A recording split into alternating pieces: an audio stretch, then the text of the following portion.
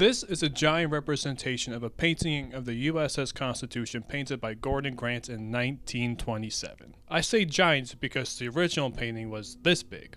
This one is a lot bigger than that. Look, there's me for scale.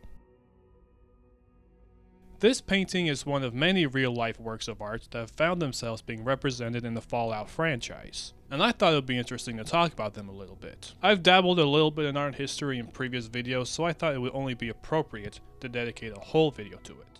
So that's what we're going to do. When you are analyzing a piece of art, there are a couple things you could look for, like its form, function, content, and context.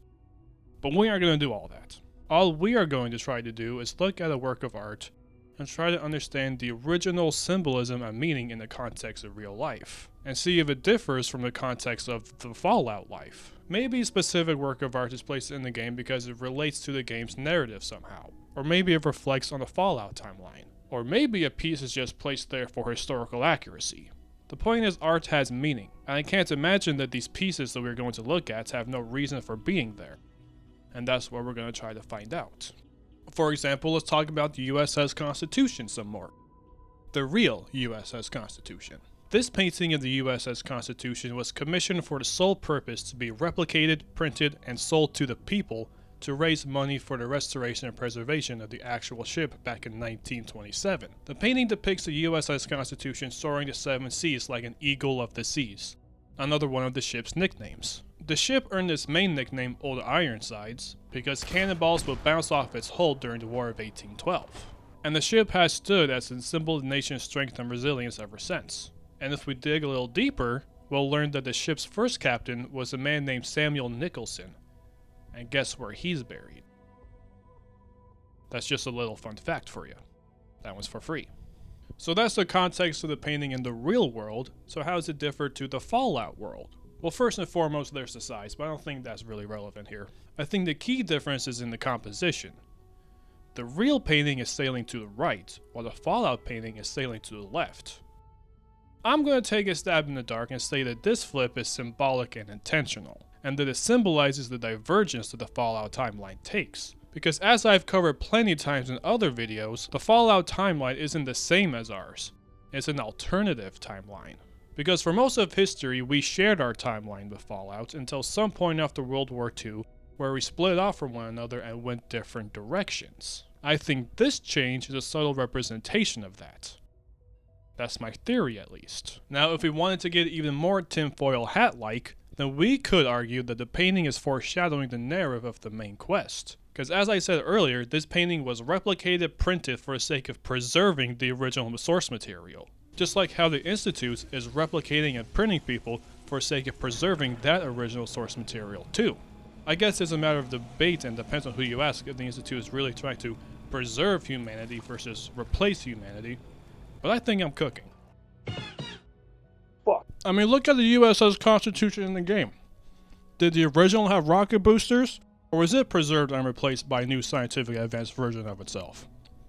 You tell me. Next, we're going to look at a painting I already talked about a bit in the previous video.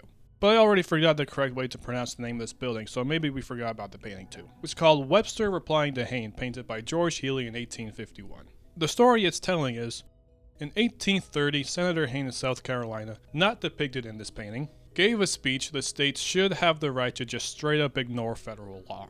I know ignoring federal law seems crazy, right? So the next day, Senator Daniel Webster of Massachusetts gave a counter-argument that a strong and recognized federal government is crucial for the survivability of a young nation. The famous line that sums up the speech is "Liberty and union, now and forever, one and inseparable," is known as one of the most eloquent speeches to ever come out of the Senate. And ever since then, both the painting and Webster have stood as symbols of national unity, not nationalism.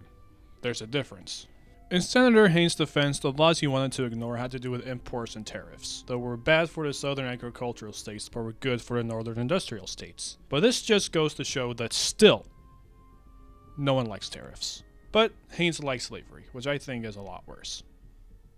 In both the Fallout and real-world paintings, you have Senator Webster lit as the key subject, representing the voice of the Union and the voice of reason, because he was right about the importance of national unity, because about 30 years later the Civil War happened. So it's important that the painting still hangs in the real Fennel Hall today, so that anyone that visits this historical landmark can be reminded of that. But that's kind of where the similarities end with this painting. The Fallout version of the painting is cut off at the top and the composition is different. More compressed, I guess. But that could speak to the nature of Fallout games in general, because they have to compress the areas that the game takes place in down to a more manageable scaled down video game size. So my guess is that at the end of the day, this painting is here for the importance of historical accuracy. Sometimes the best explanation is a simple one. Now that we've looked at works of art from before the bombs dropped, what if we took what we learned and applied it to some art from after the bombs dropped? If we walk just north of Somerville Place a bit, we'll see a raider minding their own business trying to restore this statue. It's a shame this NPC is hostile because we have to kill them in order to be able to fully appreciate their work. Which is symbolic in itself because sometimes an artist has to die in order for you to notice them. And then take their stuff. Aside from this being one of the few post-apocalyptic works of art, it's also a juicy bit of environmental storytelling. This place has a bunch of tools and paints which are required to make art like this. There's also drugs and alcohol that I guess is also required to make art like this. There's a cooking station and a makeshift camp suggesting they've been at this for a while. Maybe they left the raider ways to pursue their artistic goals, which is noble of them. And even though we murdered them, because of this statue alone, they achieved that goal. And in a way, making them not just one of the most successful artists in the Commonwealth, but one of the most successful people in the Commonwealth. Because how many other people in this game have goals like that? Because most people's goals in this game is just, when's my next meal gonna be? Or when am I gonna get my next drink of clean water? Or am I gonna get gutted like a fish by a giant mutated chameleon if I go outside today? Like, just set the bar low and go throw some paint on a statue and call it good.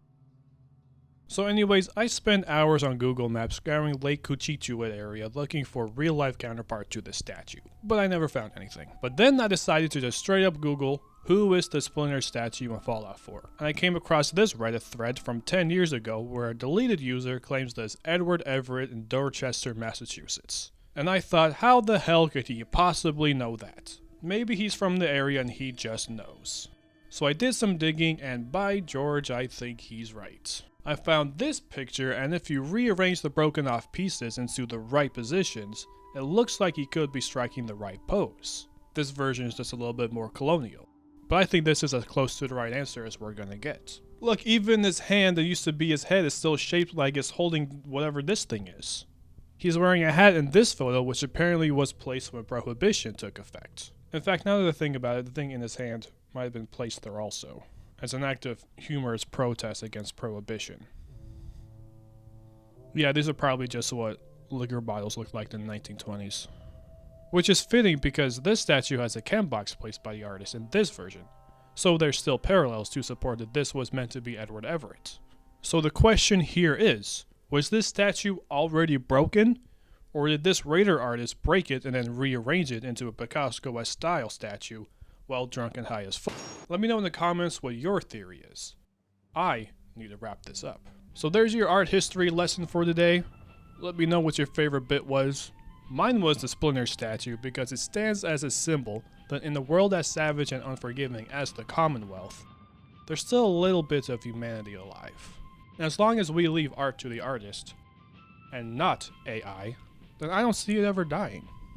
Yeah, we'll have our good and our bad times, but as long as we remember to learn from the mistakes we've made, and our history, the good and bad times, then we'll always be on a path towards better. And that's really what it's all about. See you next time for more.